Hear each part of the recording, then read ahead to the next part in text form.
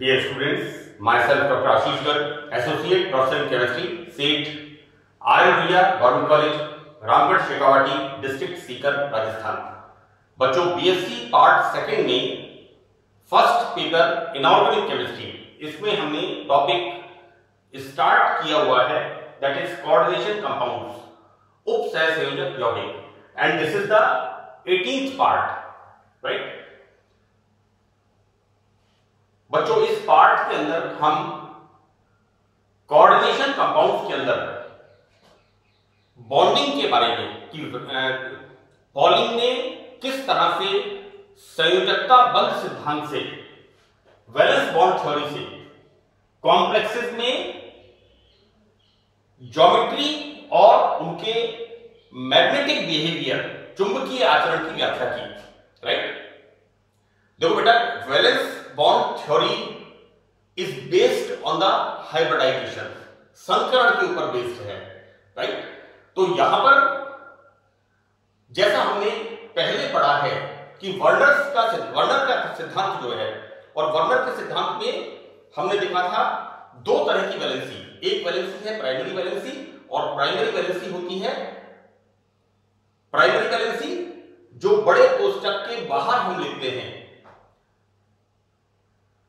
Primary valency या प्राथमिक संयोजकता धनावेशित हो सकती है या ऋणावेशित हो सकती है, लेकिन ये प्राइमरी वैलेंसी होती है नॉन डायरेक्शनल, अदिशात्मक एवं आयनिक इन नेचर, आयनिक प्रकृति की होती है, राइट।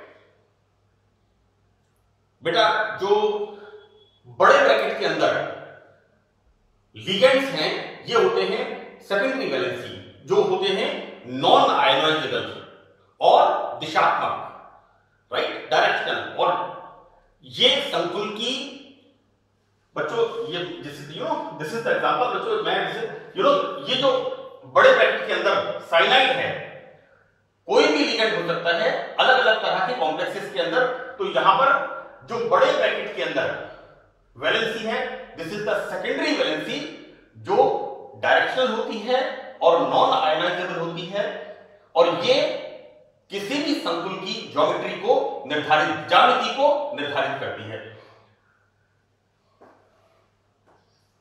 वैलेंस बॉन्ड थ्योरी में हम बच्चों यहां पर, जैसा मैंने आपसे कहा कि valence bond theory is based on the hybridisation. तो बच्चों, धातु के कक्षकों के संकरण के आधार पर संकुल यौगिकों की ज्यामिति निर्धारित होती है। जिस प्रकार का संकरण होगा, उस प्रकार की यहां पर ज्योमेट्री होगी। फॉर एग्जाम्पल, हमने जैसा बीएससी पार्ट फर्स्ट में कोवलेंट बॉन्ड के अंदर हमने जो संकरण के प्रकार पढ़े हैं, उसमें DsP2, sp3d2, d2sp3, sp3d, sp3d3, इस तरह के हमने हाइब्रिडाइजेशन पढ़े हैं बच्चों, राइट। और वहां पर हम देखते क्या है कि किस प्रकार से जो मेटल संकरण होता है, संकरण के आधार पर हम किसी भी यौगिक की ज्यामिति की बात करते हैं। मैंने इसके पहले बात की कोऑर्डिनेशन नंबर 6। बच्चों, कोऑर्डिनेशन नंबर 6 का मतलब है कि इस संकुल के अंदर कितने लिगेंड्स द्वितीयक संयोजकता के द्वारा इस मेटल को चारों तरफ से कवर करते हैं, बॉन्ड बनाते हैं, कोऑर्डिनेट बॉन्ड बनाते हैं। बच्चों, 6 का मतलब हमने देखा ऑक्टाहेड्रल स्ट्रक्चर, राइट। 4 का मतलब यहां पर दो तरह की संरचना, एक संरचना होती है स्क्वायर इनर, वर्गीय समतलीय, और दूसरी तरह की संरचना होती है टेट्राहेड्रल। तो हम यहां पर संयोजकता बल सिद्धांत में ये देखेंगे कि किस प्रकार मेटल में उपस्थित जो खाली कक्षक होते हैं वो संकरण करते हैं और विभिन्न प्रकार के संकरित कक्षक बनाते हैं, हाइब्रिडाइज्ड ऑर्बिटल बनाते हैं। एक और इंपॉर्टेंट चीज क्या होती है कि संकरण में जितने कक्षक भाग लेते हैं उतने ही नए कक्षक बनते हैं। जो नए कक्षक बनते हैं संकरित कक्षक, न्यू हाइब्रिडाइज्ड ऑर्बिटल, ये कैसे होते हैं? डायरेक्शनल, दिशात्मक। इसलिए इन संकरित कक्षकों से जो बंध बनते हैं वो मजबूत होते हैं, उनकी स्ट्रेंथ ज्यादा होती है। यानी हम इसको इस तरह से कहें कि कोवलेंट बॉन्ड के बराबर इन उप सहसंयोजक बंधों की स्ट्रेंथ होती है। तो देखो बेटा, यहां पर कक्षकों का संकरण, किन कक्षकों का? मेटल के खाली कक्षकों का। ये कक्षकों का संकरण से जो कक्षक बनते हैं वो संकुल यौगिकों की ज्यामिति को निर्धारित करते हैं। बच्चों देखिए, यहां पर एक बड़ी इंटरेस्टिंग चीज है कि संकरण में जब धातु के आंतरिक कक्षक प्रयुक्त होते हैं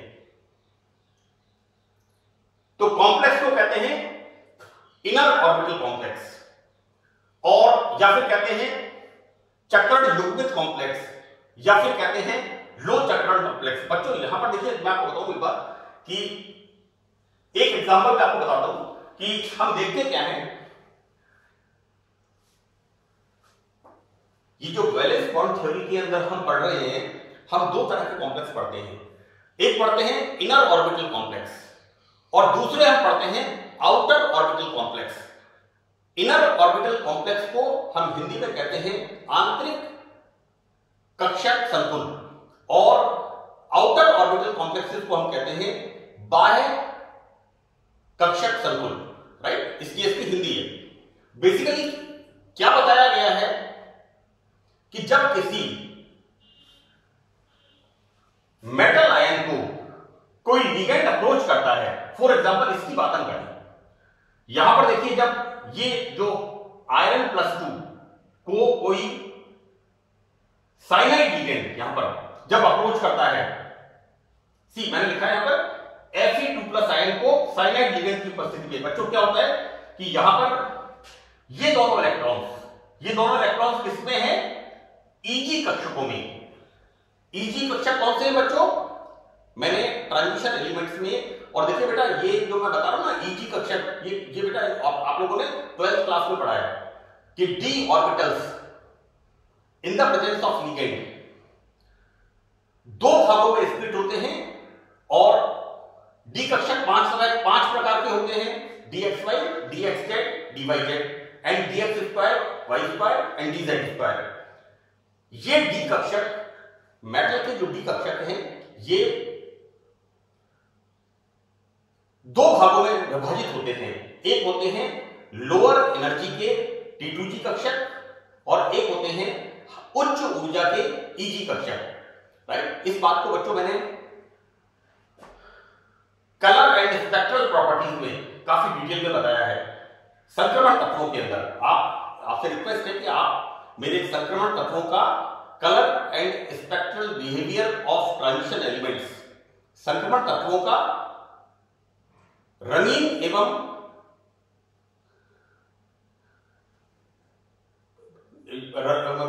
कलर प्रॉपर्टीज, उसको आप जरूर एक बार देखें।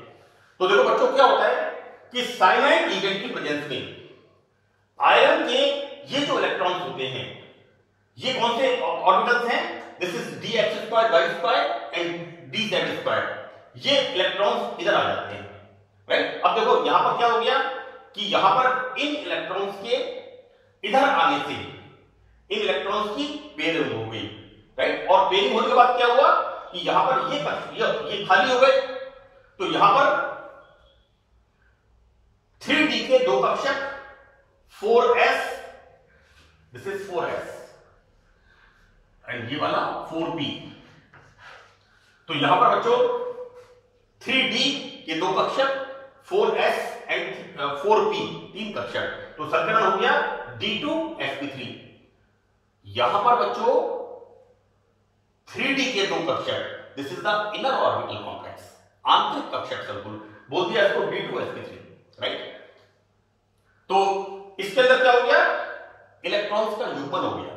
राइट, इसको हम कहते हैं, इसका दूसरा नाम दिया, देखिए यहां पर स्पिन पेयर्ड, इसकी चक्रण युग्मित, या फिर यहां पर क्या हो रहा है इन इलेक्ट्रॉन्स की स्पिन कैसी हो गई, लो स्पिन, इसलिए मैंने कह दिया यहां पर निम्न चक्रांक संकुल लो स्पिन कॉम्प्लेक्स कहलाते हैं। फॉर एग्जांपल D2sp3, तो this is the example, right.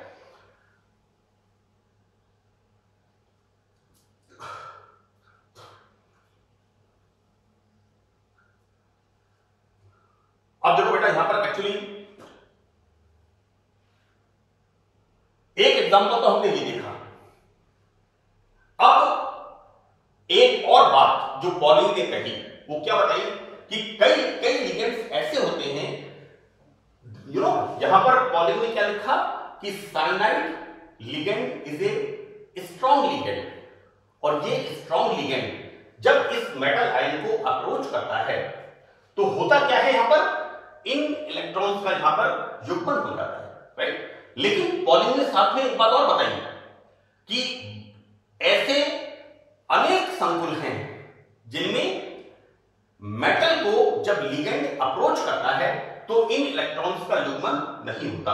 ऐसी स्थिति में क्या होता है, ऐसी स्थिति में ये कक्षक खाली नहीं होते, राइट, और 4s 4p और इसके बाद 4d के दो कक्षक यानी बाहर वाले दो कक्षक ये संकरण में भाग लेते हैं, और इस संकरण को हम क्या कहते हैं, sp3d2।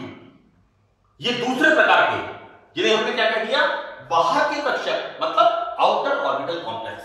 सो दैट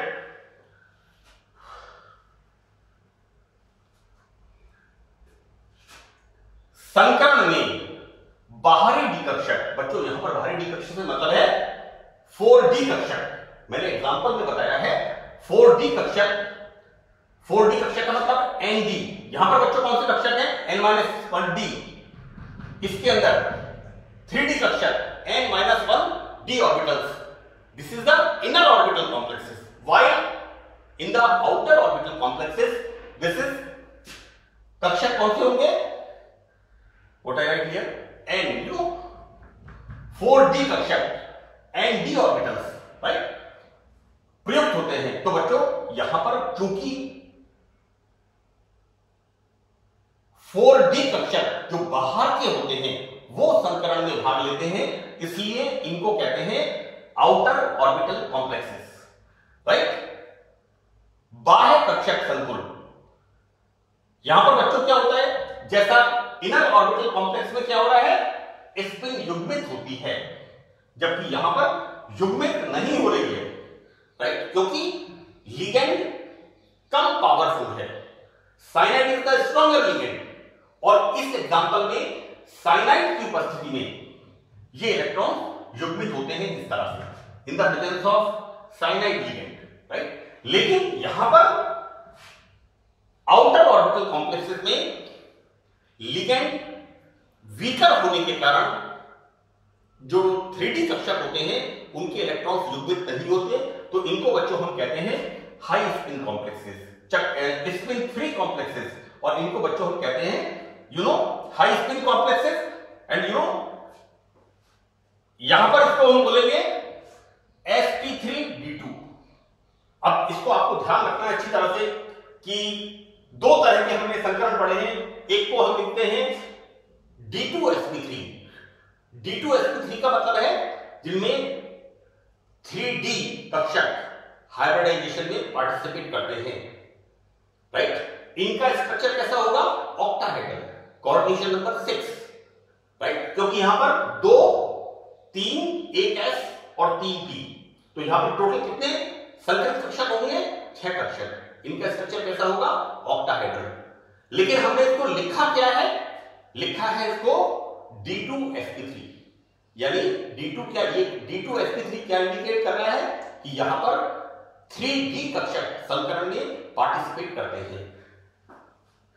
यहां पर हमने क्या लिखा है इसको, sp3d2, राइट। इसका मतलब क्या है कि यहां पर d कक्षक कौन से हैं, 4d कक्षक, बाहर वाले कक्षक।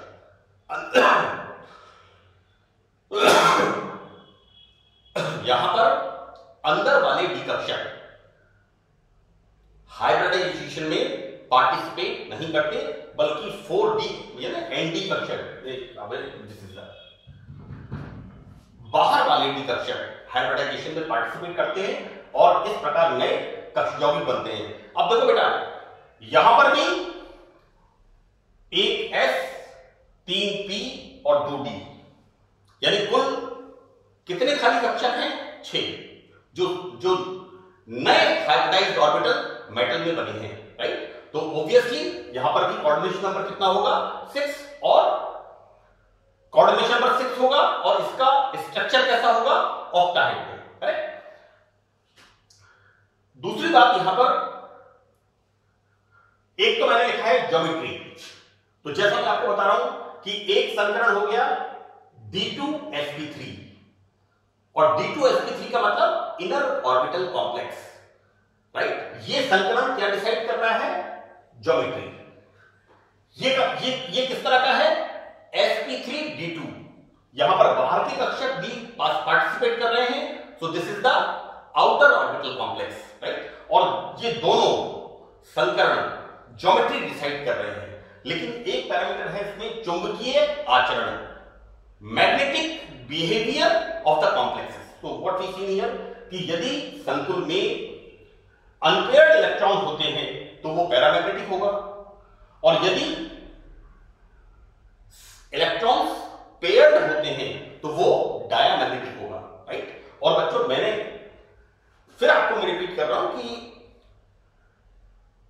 संक्रमण तत्वों की फर्स्ट सीरीज स्कैंडिनेवियम से जिंक तक, उसमें जो मैग्नेटिक बिहेवियर है उसमें ये फॉर्मूला बताया है कि हम किस तरह से चुंबकीय आघूर्ण, मैग्नेटिक मोमेंट की हम कैलकुलेशन करते हैं। यहां म्यू बराबर √n ब्रैकेट n+1, बच्चों यहां पर n क्या है?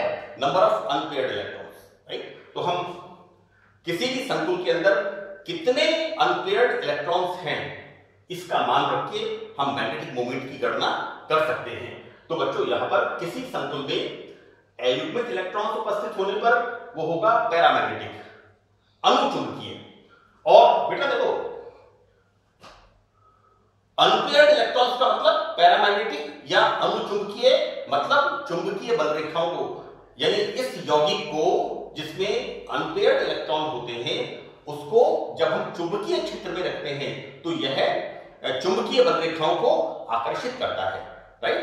तो प्रयोगों द्वारा किसी पदार्थ का चुंबकीय आघूर्ण ज्ञात करके उसमें अनपेयर्ड इलेक्ट्रॉन्स की संख्या ज्ञात की जा सकती है। तो this is the concept, right, कि किसी भी संकुल के अंदर, हम यहां पर इस संकुल की बात करें तो इस संकुल में हम क्या देखते हैं?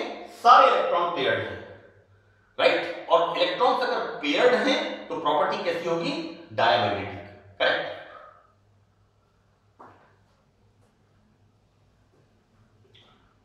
Now we start octahedral complexes, right. देखो बेटा, ऑक्टाहेड्रल कॉम्प्लेक्सेस का मतलब यहां पर है, बिल्कुल क्लियर है, यहां पर कोऑर्डिनेशन नंबर,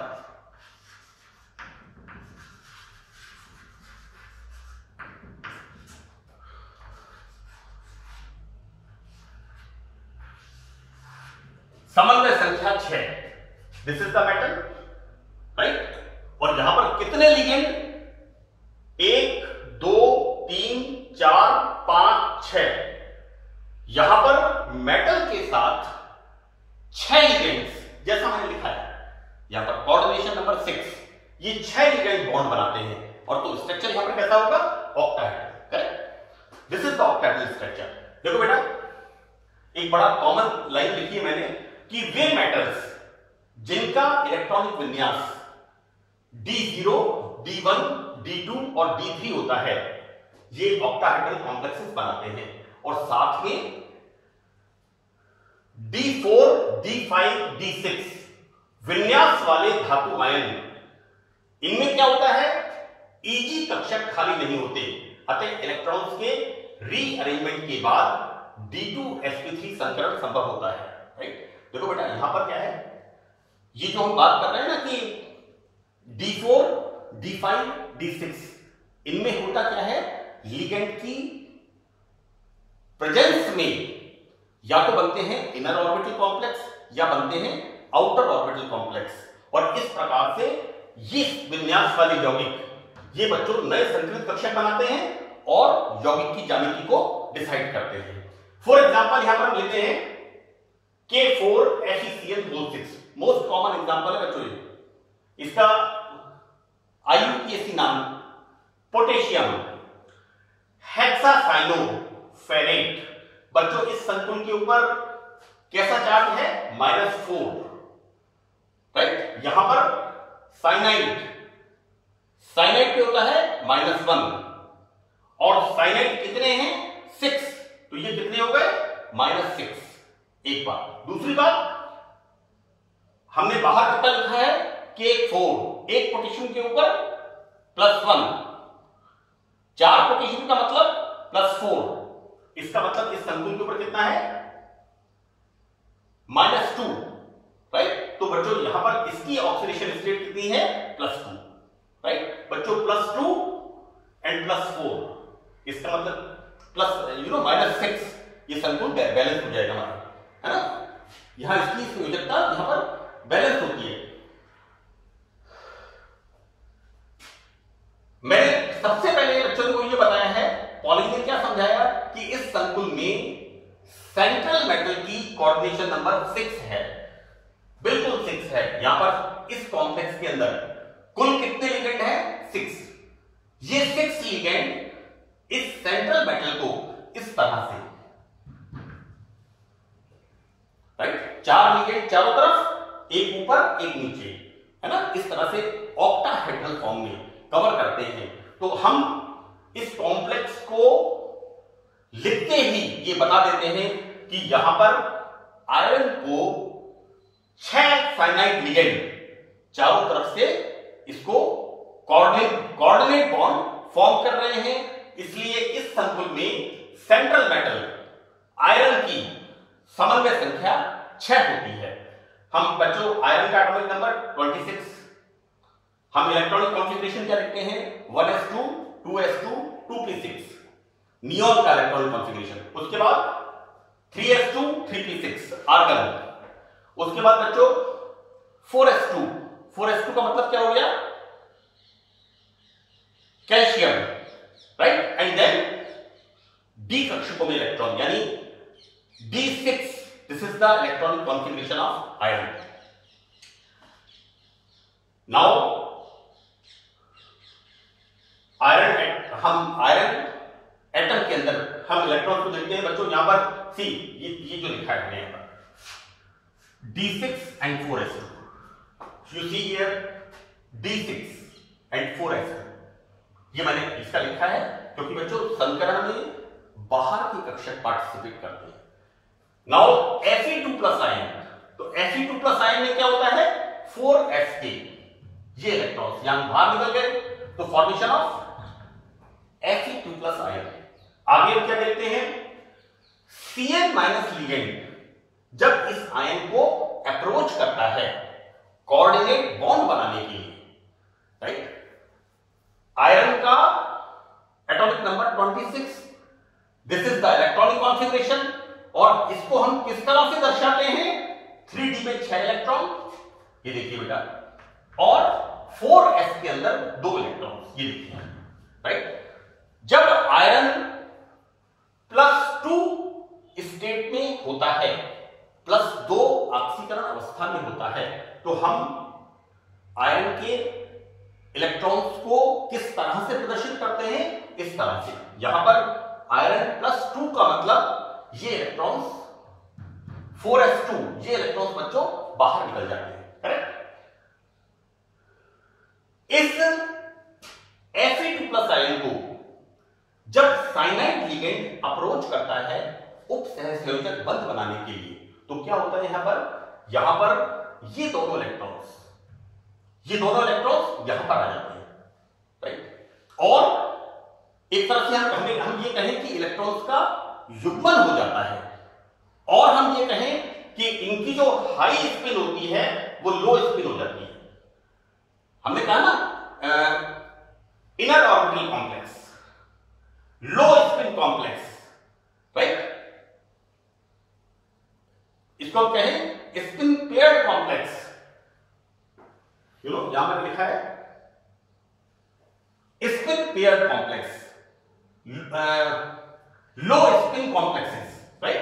तो यहां पर साइनाइड लिगेंड की प्रेजेंस में जो dx² y² एंड dz² में एक इलेक्ट्रॉन होता है, ये अंदर वाले इलेक्ट्रॉन्स में आकर के युग्मित हो जाता है अंदर की तरफ। अब क्या होता है, यहां पर d कक्षक खाली हो गए और संकरण कौन सा हो गया, d2 4s एंड p3, ये हाइब्रिडाइजेशन हो गया d2sp3, राइट।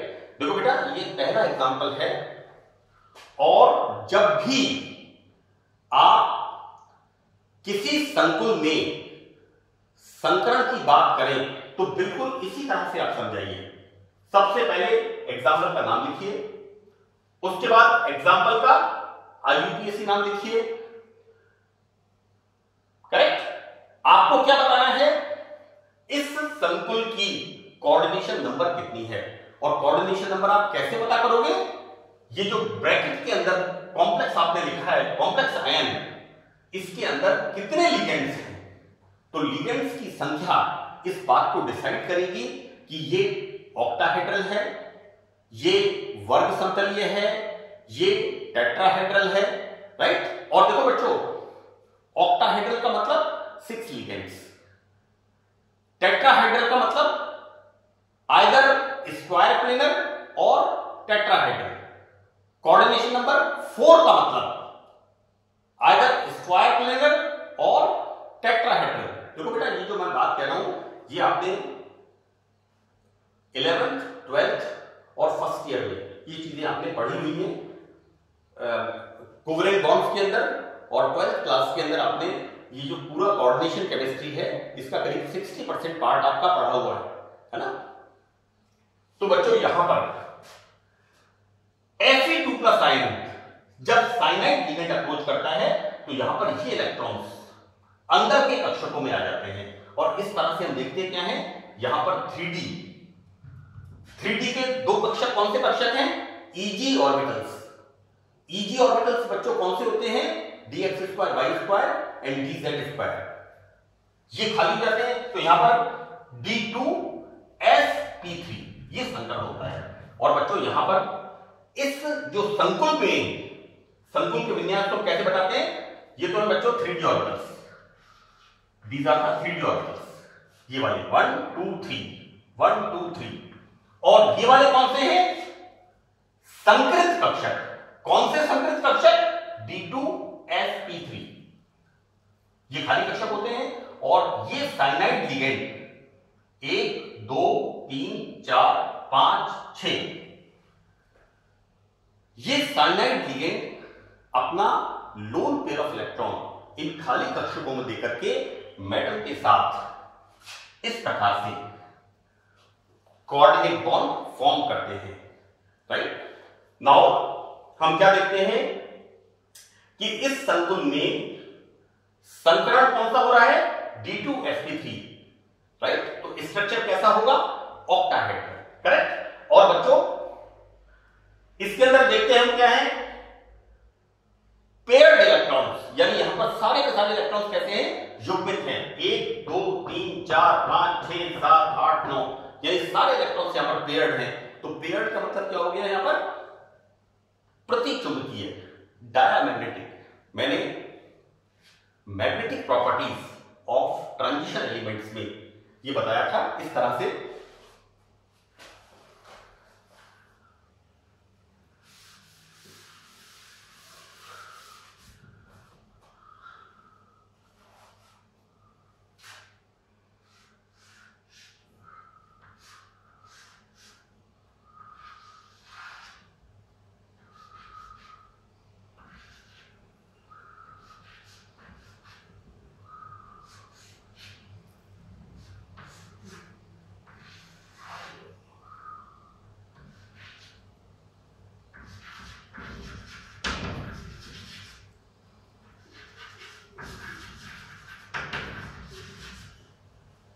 राइट, कि किसी कंपाउंड को, कैसा कंपाउंड या कैसा कॉम्प्लेक्स कंपाउंड जिसमें सारे इलेक्ट्रॉन्स पेयर्ड होते हैं वो क्या करते हैं, चुंबकीय बलरेखाओं को प्रतिकर्षित करते हैं। लेकिन ऐसे कंपाउंड्स जिनमें अनपेयर्ड इलेक्ट्रॉन्स होते हैं, बच्चों this is the magnetic field, हम किसी कंपाउंड को या किसी कॉम्प्लेक्स को जब मैग्नेटिक फील्ड में रखते हैं तो ऐसे कंपाउंड जिनमें युग्मित इलेक्ट्रॉन होते हैं, ऐसे कंपाउंड चुंबकीय बलरेखाओं को प्रतिकर्षित करते हैं। बच्चों युग्मित इलेक्ट्रॉन होते हैं, राइट। मैंने एक एग्जांपल दिया था कि आप सब लोग अभी स्टडी कर रहे हैं और 5-6 साल में आप लोग 14th क्लास में हैं, 5-6 साल के अंदर आप अच्छे से स्टडी करके कोई बड़े अधिकारी बन जाते हैं, आपकी अच्छी जॉब लग जाती है, राइट। और आप जब तक इस स्थिति में रहोगे, सबसे पहली कंडीशन क्या है, आपकी बहुत अच्छी जॉब लग गई, you become a IAS officer, you become a RAS officer, और अच्छा आपका बिजनेस सेटल हो गया। और जब तक आप सिंगल हैं, है ना, तब तक सब आपके पास कैसे होगा, इस तरह से सब कोशिश करेंगे। आपको कोई गाड़ी दहेज के अंदर कोई गाड़ी देगा, कोई कुछ देगा कि हमारी बच्चे घर से इसकी बच्चे का शादी हो जाए, है ना, युग्मन हो जाए, कब तक, जब तक आप अकेले हैं। तो चुंबकीय बलरेखाएं आकर्षित होती हैं। लेकिन जैसे ही आपकी स्थिति ऐसी होगी, आप युग्मित होंगे, तो कोई बात नहीं करेगा, चुंबकीय बलरेखाएं प्रतिकर्षित करती हैं क्योंकि एक्सपायरी डेट निकल जाती है ना। जैसे मैं युग्मित हो गया, चैप्टर इज ओवर, राइट। तो ध्यान रखना बच्चों, डाई का मतलब डायमैग्नेटिक, युग्मित, और अगर अकेला है then that is paramagnetic, right. तो वे कंपाउंड्स जिनके अंदर अनपेयर्ड इलेक्ट्रॉन्स होते हैं, उनको जब हम मैग्नेटिक फील्ड में रखते हैं तो चुंबकीय बलरेखाएं आकर्षित करती हैं। That property is paramagnetic, while अनुचुंबकीय, वाइल ऐसे कंपाउंड्स जिनमें युग्मित इलेक्ट्रॉन्स होते हैं, और ऐसे कंपाउंड को जब हम चुंबकीय क्षेत्र में रखते हैं तो चुंबकीय बलरेखाएं प्रतिकर्षित करती हैं। देखो, एक तो आप किसी बड़ी पोस्ट पर हैं, जो बिकम ए एडमिनिस्ट्रेटिव ऑफिसर, है ना, अच्छे रुतबे वाली जगह पर हैं, और आप कैसे हैं, सिंगल। तो सब ये सोचते हैं कि किसी तरह से हमारे परिवार का रिश्ता इस लड़के या लड़की के साथ हो जाए। वो कब तक होगा, जब तक आप अकेले रहेंगे।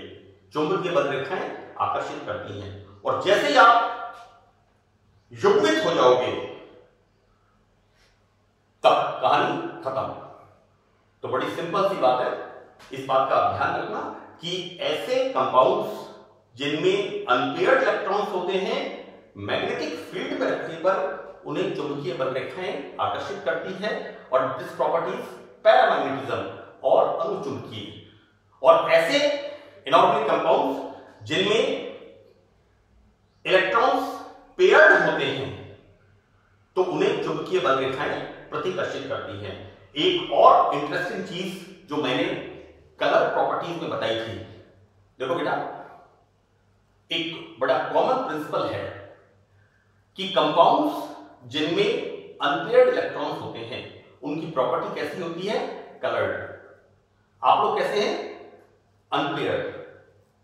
आप बैठे बैठे किसी पिक्चर में जाने की सोच सकते हैं, अच्छे कपड़े खरीदने के बारे में सोच सकते हैं, अच्छा मोबाइल खरीदने के बारे में सोच सकते हैं, क्योंकि आप कैसे हैं, अनपेयर्ड। आपका जो अनपेयर्ड इलेक्ट्रॉन है वो वाइब्रेट करता है अंदर से कि आज हम ये पिक्चर देख के आएंगे, आज हम ये सामान खरीदेंगे, राइट, क्योंकि यू बिकम अनपेयर्ड। लेकिन मैं मेरी बात करूं, आई एम पेयर्ड, तो मेरे दिमाग में ना तो पिक्चर देखने की बात आती है, ना अच्छे कपड़े खरीदने की बात आती है, ना अच्छा मोबाइल खरीदने की बात आती है।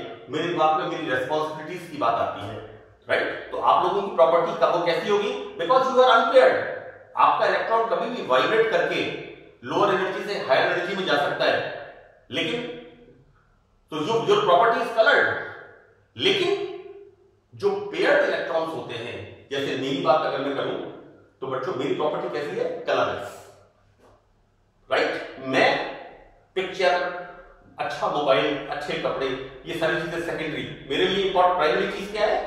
मेरे लिए प्राइमरी चीज है मेरी रेस्पॉन्सिबिलिटीज, मेरी फैमिली की जरूरतें, राइट? तो ऐसे कंपाउंड्स जिनमें अनपेयर्ड इलेक्ट्रॉन्स होते हैं वो कैसे होते हैं? कलरफुल, रंगीन। और ऐसे कंपाउंड्स जिनके अंदर इलेक्ट्रॉन्स पेयर्ड होते हैं उनकी प्रॉपर्टी कैसी होती है? कलरलेस, रंगहीन, कहानी खत्म, है ना? तो बच्चों एक कॉमन सी बात मैंने आपको बताई है। तो that's all in this lecture. Thank you.